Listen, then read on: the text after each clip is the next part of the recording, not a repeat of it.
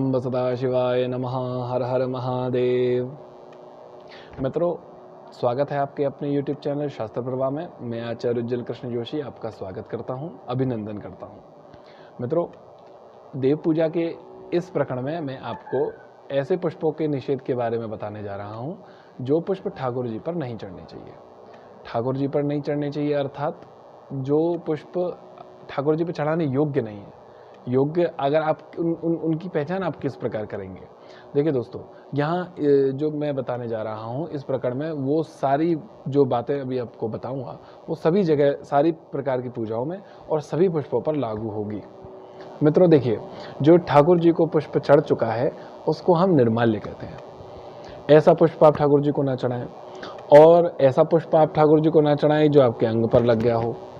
ऐसा पुष्प आप ठाकुर जी को ना चढ़ाएं जो जमीन पर पड़ा हो, और ऐसा पुष्प आप ठाकुर जी को ना चढ़ाएं जो अपवित्र स्थान पर पड़ा हुआ हो, अपवित्र स्थान पर उगा हुआ हो।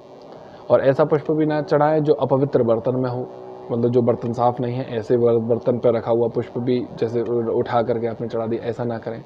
ऐसा पुष्प ना चढ़ाएं जिसकी पंखुड़ियाँ इत्यादि, मतलब जो पूरा पूरा छिन्न छिन्न हो गया, बिखर गया हो अच्छे से, मतलब पुष्प ना हो पंखुड़ियाँ हो, ऐसा पुष्प आप ठाकुर जी को ना चढ़ाएं।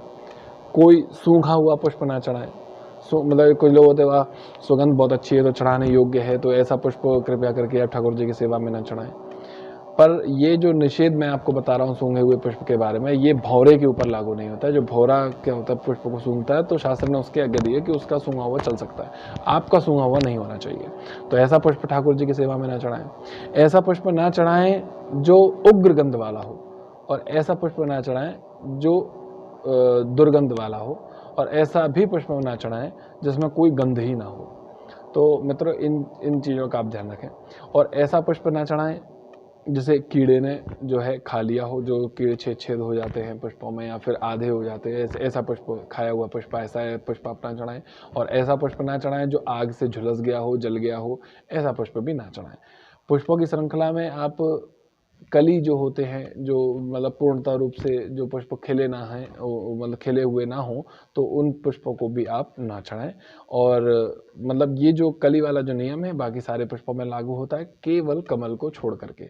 कमल का पुष्प कली में भी और खिला हुआ दोनों प्रकार से चढ़ सकता है, जैसा कि यहाँ पे कहा गया है, मुकुलैर नार्चयद्देवं पंकजैर जलजैर विना। मतलब जो हमारा पंकज जो पुष्प, मतलब जो कमल का पुष्प है, उसको आप कली के रूप में और खिले हुए रूप में किसी भी प्रकार से चढ़ा सकते हैं, उसमें कोई निषेध नहीं है। पर बाकी जो पुष्प हैं वो खिले हुए होंगे तभी आप उनको चढ़ाएं, अन्यथा शास्त्र ने बाकी पुष्पों का निषेध मना किया है। मतलब आप उनको चढ़ाते हैं तो ऊपर से आप पाप के भागी भी बन जाते हैं। तो कृपया इस विषय का आप विशेष रूप से, मतलब क्या, देखिए आपने अनजाने में ही चढ़ाया, क्योंकि अगर आपको पता होता तो आप नहीं चढ़ाते, पर अनजाने में भी चढ़ाने का कुछ ना कुछ दोष तो होता है, तो भगवान उसको बहुत जल्दी क्षमा कर देते हैं। भगवान बहुत दयालु हैं, इसका चिंता आप नहीं करिए। पर आगे से जो हमारे मित्रगण जिस वीडियो को देख रहे हैं, तो ये आप इसमें संकल्प लीजिए कि जो भी पुष्प चढ़ाने योग्य नहीं होगा, और जिन जिन बातों का मैंने वर्णन संक्षिप्त में यहाँ किया हुआ है, तो उन पुष्पों को हम ऐसे ठाकुर जी की सेवा में नहीं चढ़ाएंगे। मित्रों, पुष्पों को साफ करने की भी एक विधि मैं आपको बता देता हूँ। देखिए, कई लोग होते हैं जो पुष्प लाए और बाल्टी में डाल दिया और पूरा इनको ऐसे करके धो दिया। ऐसा आप कभी ना करें। पुष्पों को कभी भी जल में डुबो करके नहीं धोना चाहिए। हाँ जी, शास्त्र में इसका सख्त मना किया गया है। पुष्पों को कभी भी आप इनको डुबा करके ना धोएं, मतलब पुष्पों को आप कभी भी डुबा के ना धोइएगा। पुष्पों को सदैव आप जब भी लाएं तो किसी पात्र में रख करके उन पर पानी से धो करके या उनका पानी से छींटा कर दीजिए, तो वो आपका स्वच्छ माने जाएंगे। अब मित्रों, मैं आपको एक छोटी सी चीज और बता देता हूँ यहाँ पे। दोस्तों, पुष्पों को चढ़ाने की कुछ विधि होती है। क्या होता है, कई लोग पुष्प चढ़ाते कम है, फेंकते ज़्यादा हैं, मतलब ऊपर से उछाल दिया या फिर ऐसे करके डाल दिया। ऐसा नहीं करें।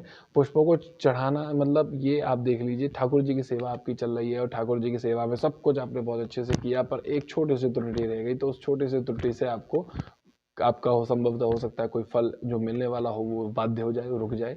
तो कृपया करके आप जो भी चढ़ा रहे हैं, पुष्प चढ़ाना बहुत ही मुख्य कार्य माना जाता है पूजा में। तो पूजा में अगर आप पुष्प चढ़ा रहे हैं तो किस प्रकार आप चढ़ा रहे हैं, तो इसका आप विशेष रूप से ध्यान देंगे।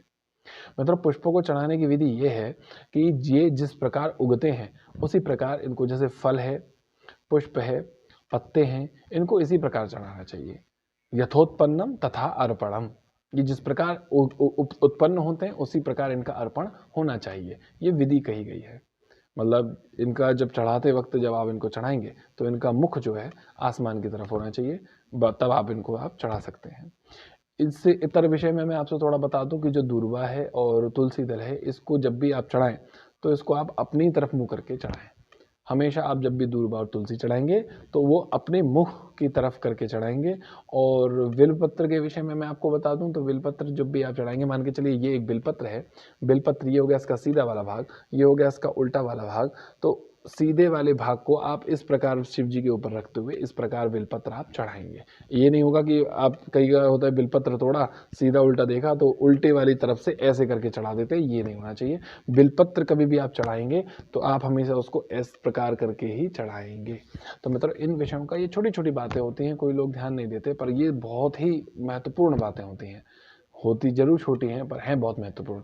तो मित्रों इस विषय में आप बहुत अच्छे से ध्यान दीजिए ताकि आपको आने वाले समय पे जो भगवान जी की आप सेवा कर रहे हैं बड़े ही अच्छे से सेवा कर पाए और उसका यथावत फल आपको प्राप्त हो पाए। तो ऐसी मैं कामना करता हूं कि जब भी ठाकुर जी की सेवा में आप कोई भी क्रिया करें, बड़े ही शुद्ध पवित्र होकर के, शुद्ध पवित्र उन वस्तुओं के साथ और बड़े ही शुद्धता से आप पवित्रता करें, ऐसी मैं आपसे आशा करता हूं।